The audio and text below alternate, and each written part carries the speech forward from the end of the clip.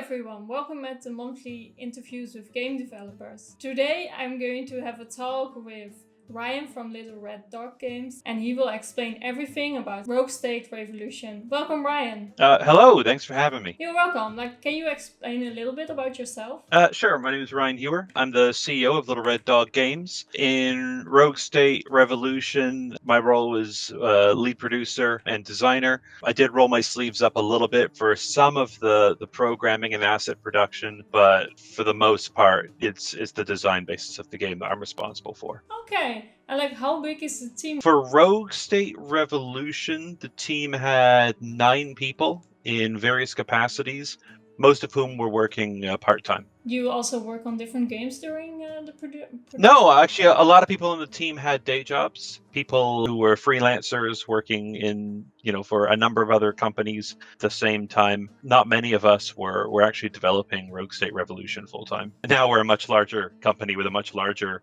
established full-time team. On your website, you have kind of similar games with the kind of similar feel, right? So you're working on different games now. Yeah, so Rogue State Revolution was our 4th commercial title that we'll admit to.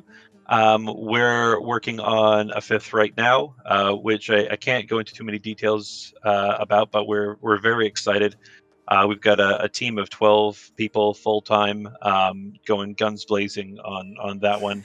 And we'll be starting another game in addition to that also very shortly. So we're branching into parallel development, which is exciting. Oh wow, that's really cool. Nice.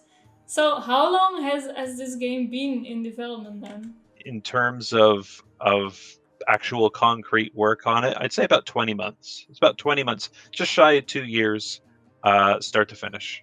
Often turn-based games are done in multiplayer kind of settings, but you really focus on the single player, right? The design basis of the game, we wanted it to really pick up where the original Rogue State, which was a single player game, left off. We wanted to revisit that world that we created. We had done a multiplayer game with Precipice previously in 2019 and had struggled a little bit with some of the networking aspects in the engine that we were working with. And honestly, I wanted to create a more interesting single player experience that takes advantage of some storytelling and FMV and so forth. At the start, sometimes there are some small sketches. Are that also the people of your company, or did you really hire acting members somewhere else? Oh, yeah, the videos.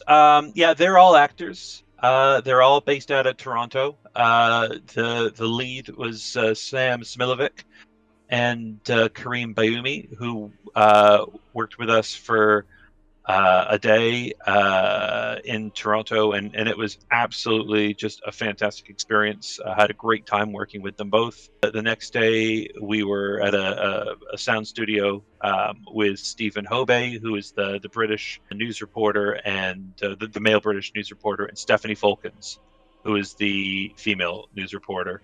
And so those 4 people made up the cast of all those full motion video, and there's about an hour at least of FMV in there, and it was all very much collapsed into a single, well, two full days of production. Yeah, because those sketches really make the game kind of from a serious perspective, really a bit silly. For example, the chicken estate and how they try to portray you. Was that in the beginning the idea to make it a bit more silly, or was it just during development? Part of the charm, we think, of Rogue State Revolution is it deals with weighty subject matter in a way that we feel is respectful and thoughtful and cerebral, but we do it without losing our sense of humor. And it's important, I think, to take a break and address the surrealistic world that the People's Republic of Basenji takes place in.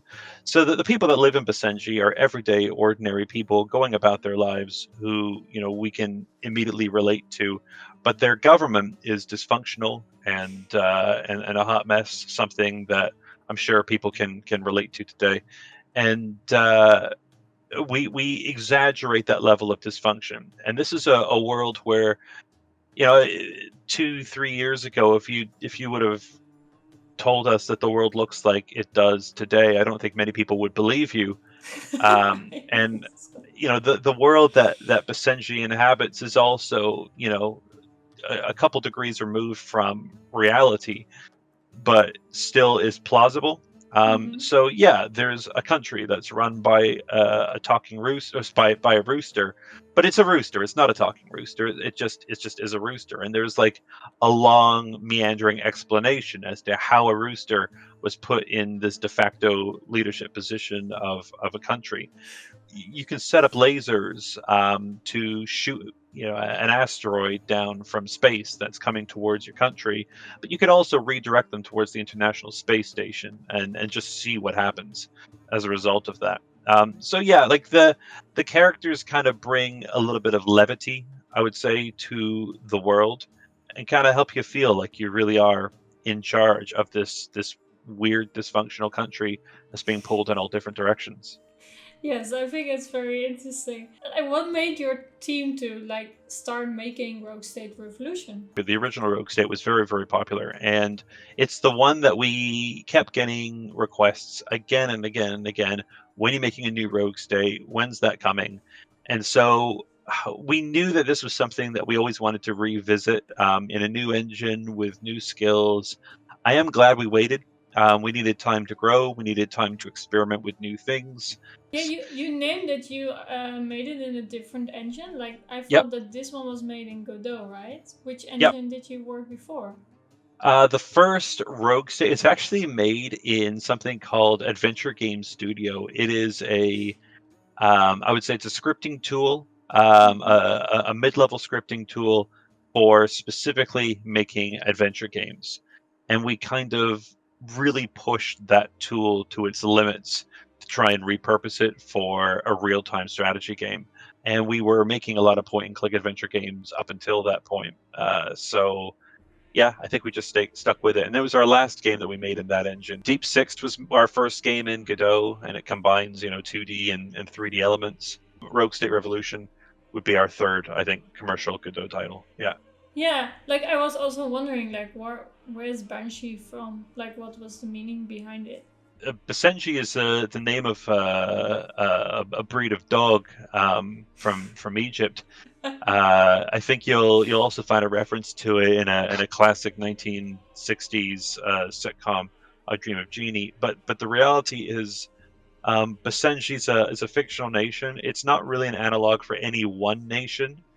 I would argue that it has a whole lot more in common with Yemen, or possibly Oman, but probably more Yemen than Syria or Iraq or Iran. But people will play the game and see what they want to see in it.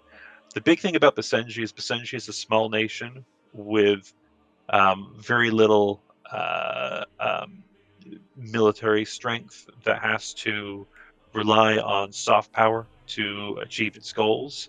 Basenji is not a bully. Basenji is not coming into the international world being of interest to other countries or being necessarily respected.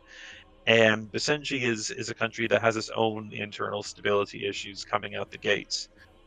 We don't want players to feel like they're leading a large, prominent, powerful country. We want them to feel like they're barely holding on.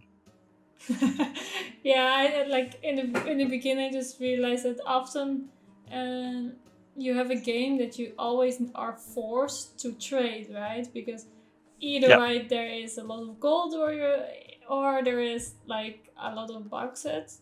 Uh, but Yeah, it's so yeah.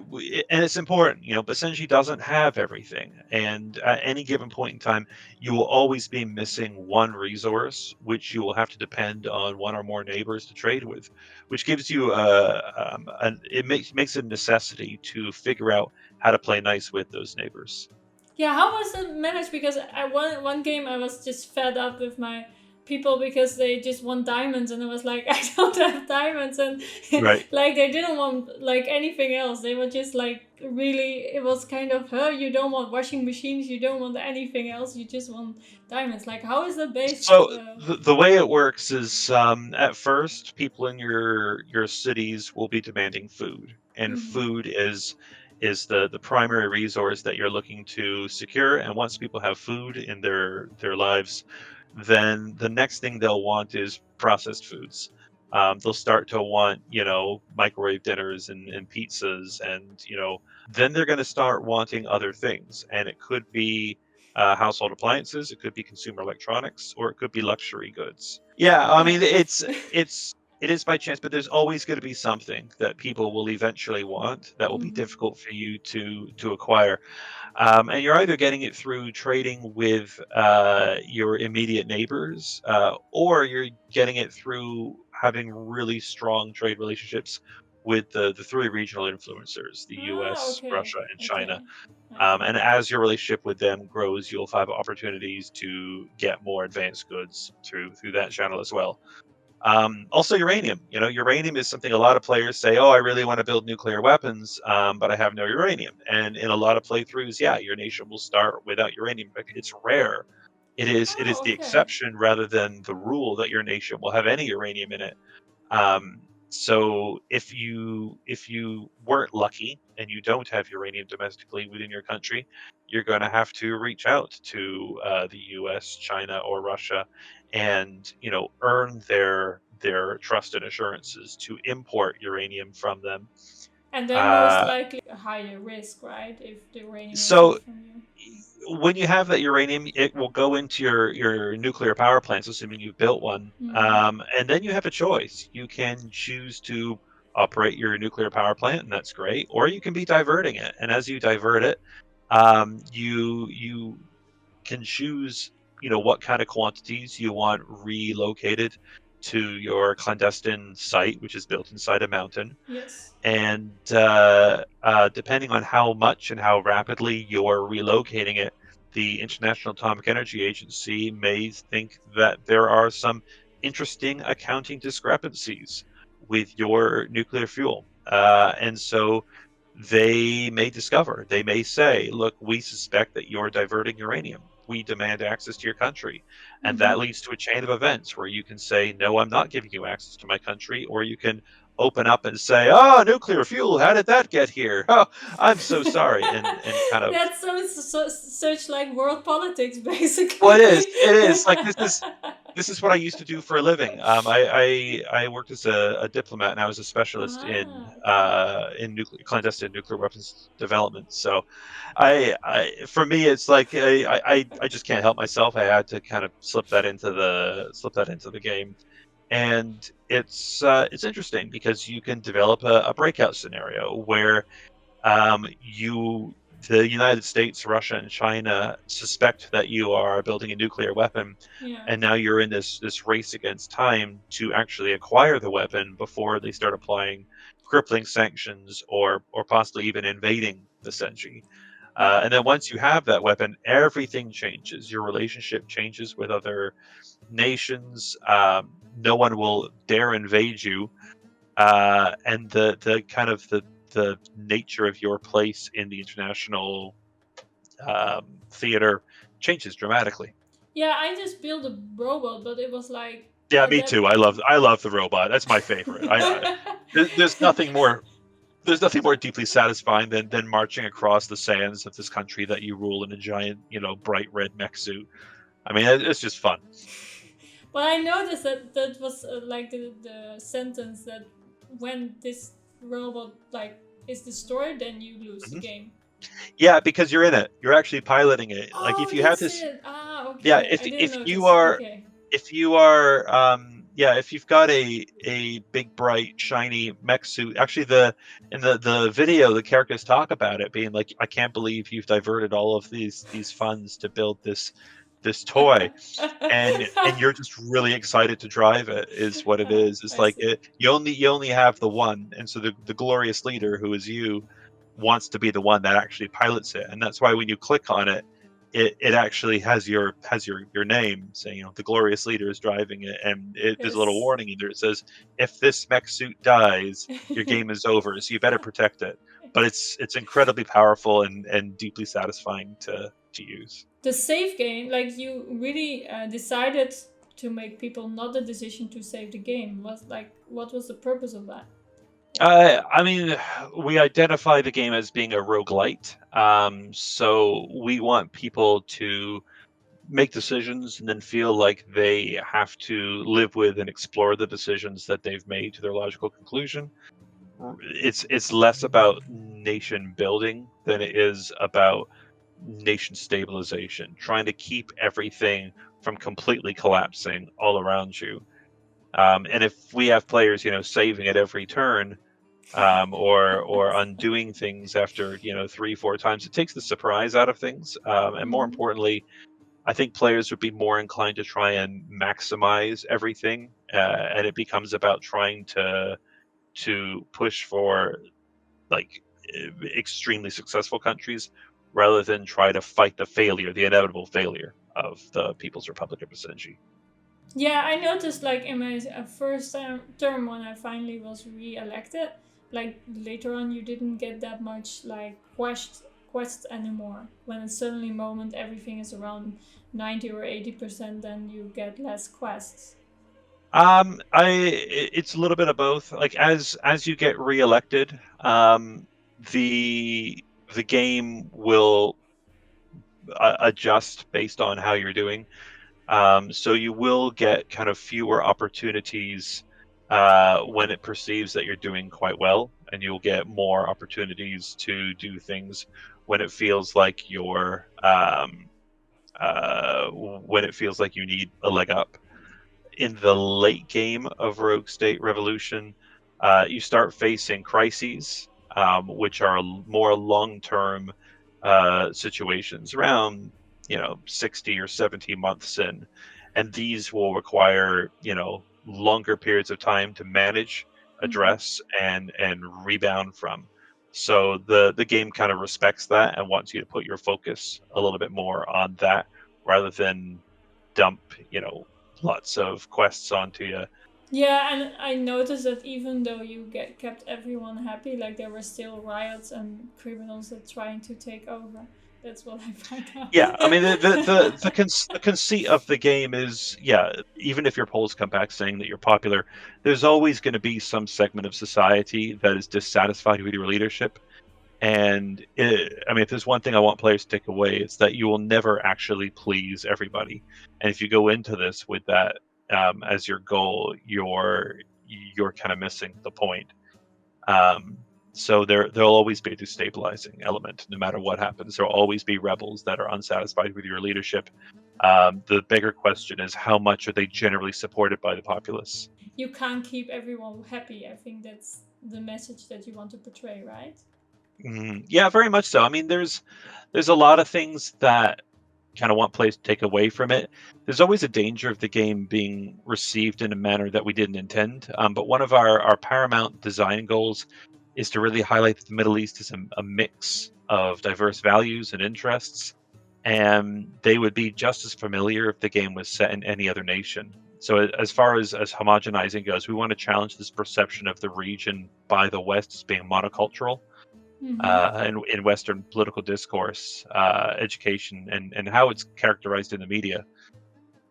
There's a vast difference between life and society in Jordan and Oman, for example, and a wide spectrum of difference between the values of the citizens who live and work in either. With Rogue State Revolution, we want to emphasize that all nations, democratic and otherwise, are inevitably going to have citizens whose desires are ignored by their governments and are going to be vocal about it. And Basenji is no exception to that. You could have a liberal utopian paradise, and your conservative fundamentalists are going to be upset. You can appeal to your conservative fundamentalists, but the Americans are going to see you as a potential threat. But ultimately, somebody wants to be the most favored nation of Basenji, and if they're not that most favored nation, they will start to fund dissident movements to try and undermine your government. So, yeah, I mean, if one of the big things we want people to kind of come away from this game with is that the Middle East is not a single uniform thing. It's a combination of very, very diverse values, beliefs, ways of thinking, much like any other nation. is this game inspired by board games because it combines RTS with turn-based choose making? Or well, I mean, there aren't really any RTS elements to the game. I mean, it is a true turn-based strategy game. You could argue that it was inspired by other nation-building games that are out there, but we've put our own distinct spin to it. If there was a board game that I would point to as inspiration, I mean, maybe Labyrinth, which is kind of a spiritual successor to Twilight Struggle, which is kind of, but that's a bit of a stretch because that's a game that is pitting the United States against an Islamist caliphate. So I'm there's no, I don't really see it as being a board game. I think it shares some pedigree with of 4X games. I think it shares a pedigree with with Civilization and Endless yes, Legend yeah, I know and this. games like that. But it's different, and it kind of does its own thing, and that's something that I'm proud to say with all Little Red Dog games is they're all doing something that you don't see or you've never seen before, or just a little different. Yeah, I really noticed that because like with the turn based, like normally you can manage everything at once and then press like next turn, right? And here you Hmm. are like, oh wait, in this turn, if I like going to trade, it means that I maybe cannot like do my little stuff with Yeah, everything. you're limited in how many things you can do in a turn, and that's a mechanic that we really liked in the original Rogue State. Is the idea of you kind of have to pick your battles a little bit. Mm-hmm. We're pretty generous with what you can accomplish in a turn, but we want to make sure that you only have so much political capital to go around, and you're kind of deciding, all right, well, my top priority is I want to do this, I want to do that, I want to do this, and this other stuff over here, I just don't have the resources to kind of pull it off. So I'm gonna have to wait a month or two before I can take that on. And meanwhile, the world's still turning. Yeah, I just noticed like journalism. I find out like of course you always try to find a trick how to be better in the game, and like Hmm. the journalists are quite OP basically. Yeah, I mean, I would say journalism is probably one of the strongest tools out there for like when your cities are really dysfunctioning. You know, some good press can go a long way. Journalism was actually introduced in a patch after we reworked the corruption mechanics of the game from the ground up. Mm-hmm. So in a game with over 250 possible events, each with their own option and outcomes, all requiring a significant amount of text, not only displaying the event, but displaying the bespoke citizens' reactions to your decisions and new headlines. There's a limit to how many events we can attach to a journalist for that was practical for localization reasons, as well as what's truly original in the game and not already covered with the many policies and events that are elsewhere in the game. Journalism, we wanted there to be something that was powerful, that was interesting, that was effective, and then once you've kind of utilized your journalists to their fullest capacity, you can take them back to university, retrain them, and make them into whatever you need them to be. You know, engineers, clerics, Yeah, yeah. or anything else. Um, in future patches, one thing I'd really like to see is to see journalists affect conflict by having journalists near um, uh, uh, battles Embassies. between battles between the Basenji Liberation Front and your own troops. They can shape how the war is viewed by the population. I'd love to have journalists basically in proximity to battles, either positively or negatively show how what is happening in Basenji. Show it to the world, and change global opinion of you through their work. But that's not something that exists yet in 1.6. That's coming. Oh, okay, that's exciting. Yeah, and I like after that you can change them into a cleric, and then you also have like I think it was 9 options or six. Yeah, Yeah, right. so your clerics can have, I think it's six or seven religious experiences. Mm-hmm. So they will roam the land, seeking out religious experiences, which they can turn into edicts. And those edicts kind of shape the fictional religion of Basenji, which, you know, it can be whatever you really want it to be. It's not really meant to be anything but Well, I a thought way of the edict that makes like your land around it more green. I think yeah. that's the best one, right? Yeah, the edict of cultivation. Yeah, the idea of, you know, preserving water and preserving your relationship to the natural waterbeds of Basenji, and kind of treating them as sacred sites is certainly an option. And basically the clerics are having compassionate, interesting experiences of faith. On those sites, you can later place religious buildings on top of them, which people Yes. will migrate to, and your local. And you'll find that most people in Basenji have religion play some role in their lives. They can be liberal, they can be conservative, but most of them, not all, but most of them will um, think that faith is something that the government should be involved with in some way, shape, or form, and you need to cater to that.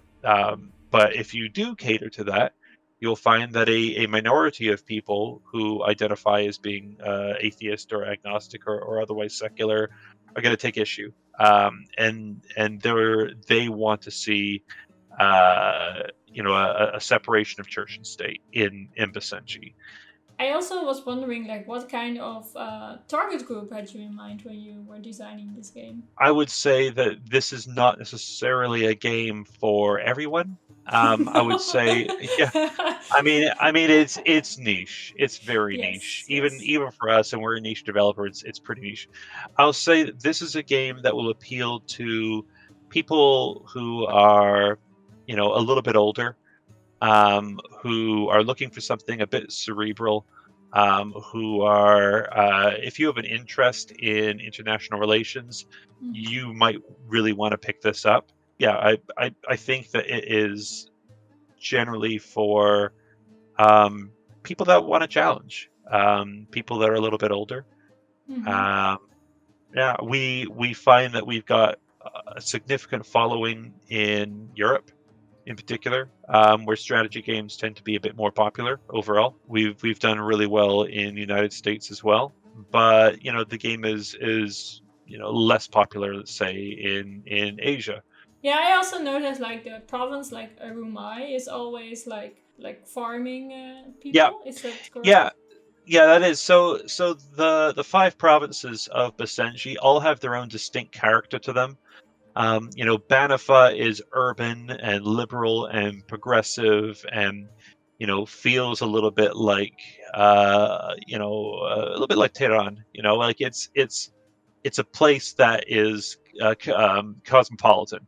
Mm-hmm. Whereas Rumai is backwards. I would say it's anti-education. It's very rural, very traditional. Karif is interesting because it's dominated by an ethnic minority, which is kind of a subplot in the first Rogue State, but it's a much more interesting topic of focus in Rogue State Revolution. In that you're actually a little bit like Canada, in that you're one country, but has two nations within it: the ethnic Basenjis and the ethnic Karifis. And the Karifis view themselves as second-class citizens in their own nation, and they have a long history of oppression, and you are kind of caught between this demand for more autonomy from the Karifi and the Basenjis, who make up the majority of your country, who definitely don't want this and are happy with the status quo being what it is. And if you're not thinking about how the Karifi will feel about it, what starts off as a movement for autonomy could turn into a full blown revolution. Not to spoil anything, but that can steer the FMV, and that can steer the plot of the story in different directions as well. There's a lot of ways this game can end. Yeah, So I mean, I just kept them happy, but I mean, it was interesting because you also can indeed have like the achievement that it will be like a separate state. So I think the achievement is when it goes wrong, right? And well, actually, no, if you grant them their autonomy, it's not an easy road. But when you get to that point where you grant them their autonomy, you actually lose the province. The province of Karif will separate from Basenji. You can no longer interact with it, and it turns into a fourth country on your borders that you have to maintain a diplomatic relationship with. And that is something that is interesting. Yes. It definitely has like meaningful effects to the overall plot of your story. And yeah, I don't want to spoil too many things. Okay, yeah, I noticed there are kind of a lot of hidden eggs in the game. Like, what are your favorites? Oh, Ooh. okay. I think my real favorite, change the national anthem of Basenji. Oh, And whoa, and okay. see what happens. Yeah. I won't tell you. I won't tell you what happens, but I'll say, yeah. There's a policy in the Ministry of it's the Ministry of Citizenship. There's a policy somewhere in there that is change the national anthem, and there's a fun Easter egg in there that was a real treat to implement. That's all I'll say. Nice.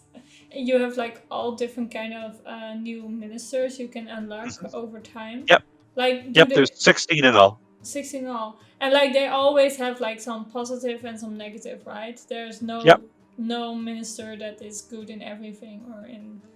No, and just like in real life, everyone's got something about them, which is an advantage or a disadvantage. A lot of your ministers have some skeletons in their closets. They all have backstories, Mhm. and it's interesting to watch. Players kind of assemble their own dream team of ministers. Who their ideal four is, and ultimately you can expand that retinue to be your ideal seven ministers managing all aspects of Basenji. But yeah, we encourage players. Some of them dramatically change the mechanics of the game and close off avenues and open up other avenues. Yeah, Um, there's one that even have more opportunities in which kind of well spot you give, right? yep.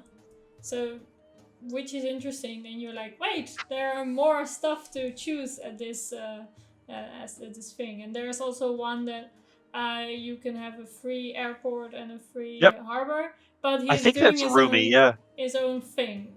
Yeah.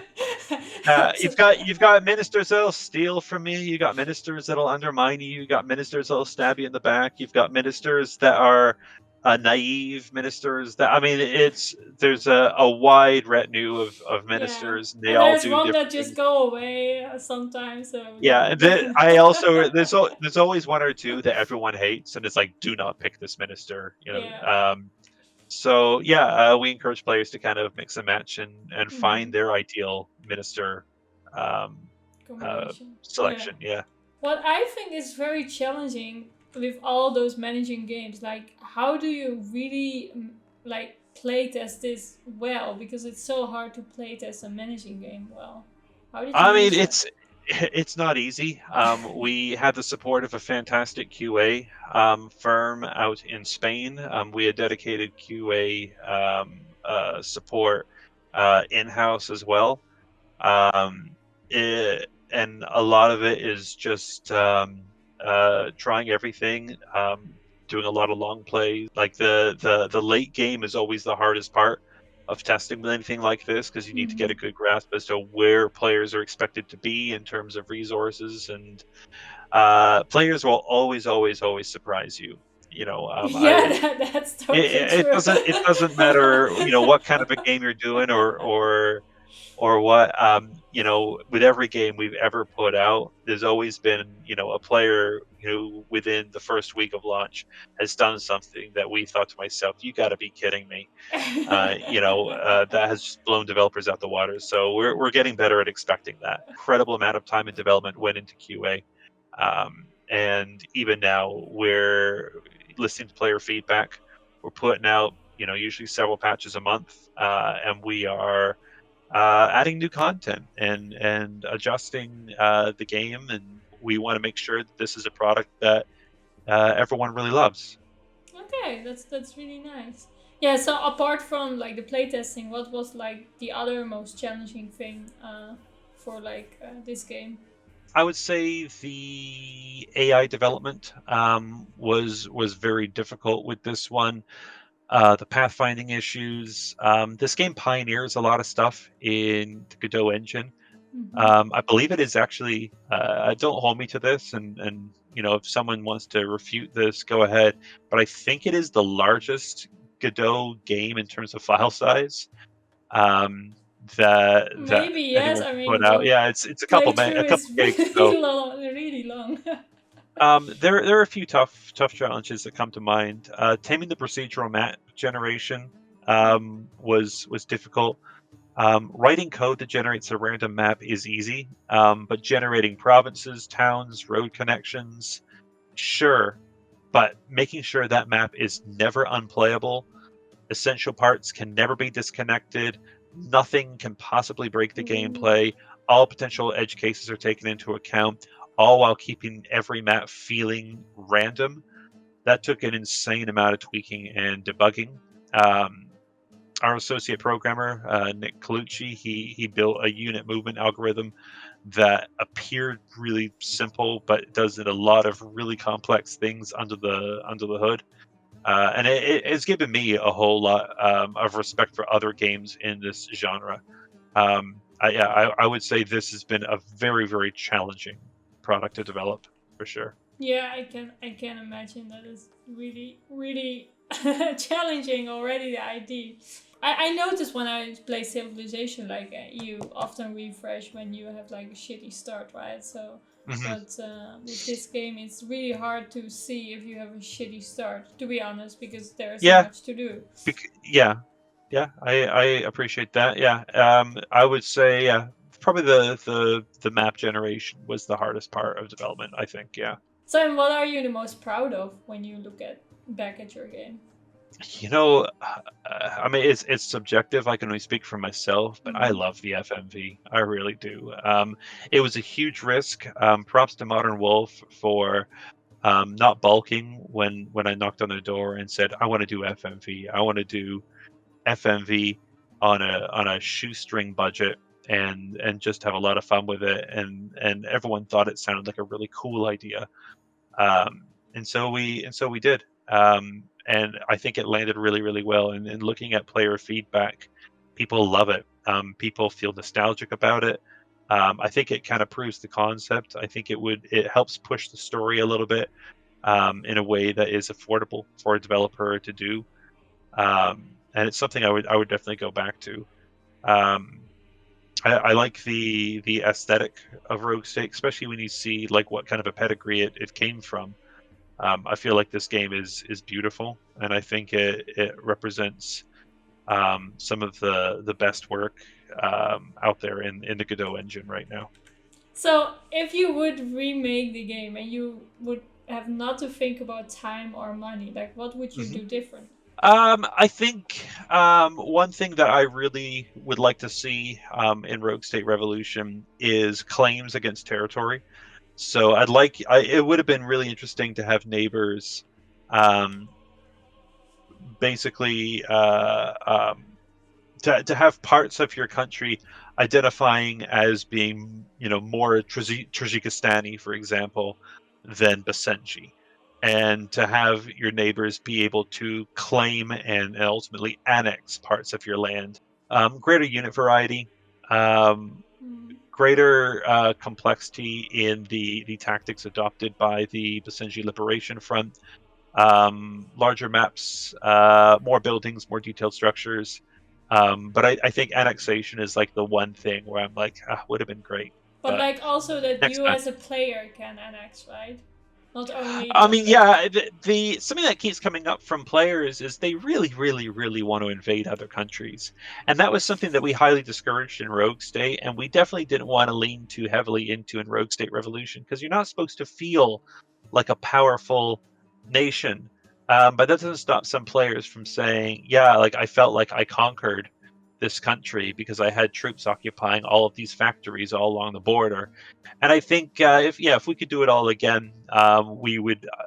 I think better flesh out your neighboring countries and the effects of what a proper full scale conflict rather than a light skirmish with those countries would look like.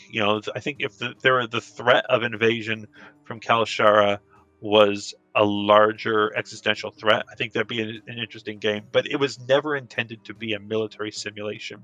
It was always intended to be a political study more than anything else. Yeah, So I already had a thought when I was playing it that that would happen if I wouldn't keep them happy. So I think it's yeah, already in your mind, like, oh shit, I shouldn't make them yeah, angry, right? So. it's not going to go well. Yeah. So there, if we were to do it again with unlimited time and resources, yeah, I definitely would want to flesh that out. And invest more in the world, for sure. Okay. So, and you managed to market this game with a publisher, or did you also like Yeah. This put was your all budget? completely funded by Modern Wolf. So the marketing was those are all questions for them, but we had a lot of streamers that were covering the game. We had an amazing trailer for the game that I'm super happy with.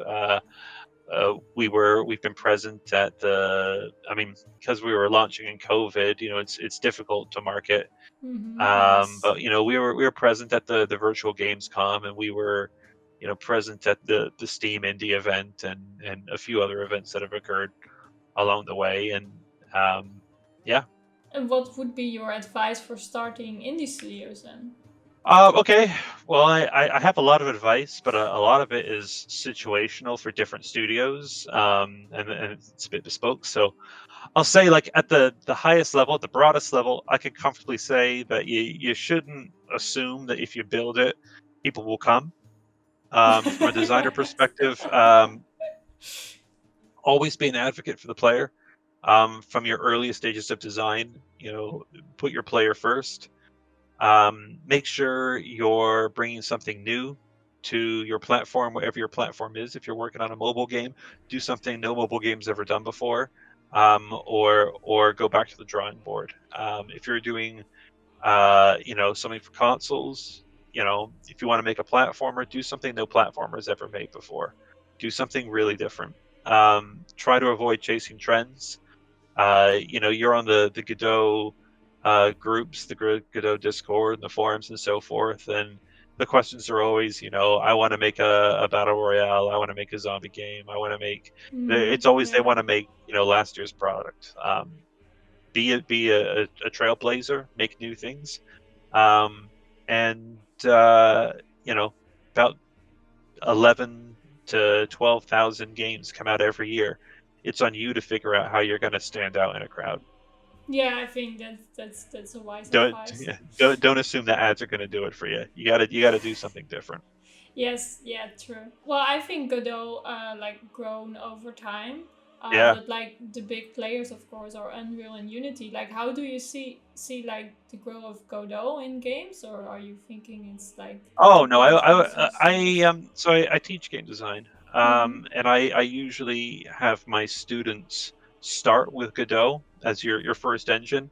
There's a few reasons why I do push Godot in this way. I feel that Python is an ideal first language for people that have never programmed before, and GDScript is kind of loosely built on that Python construct.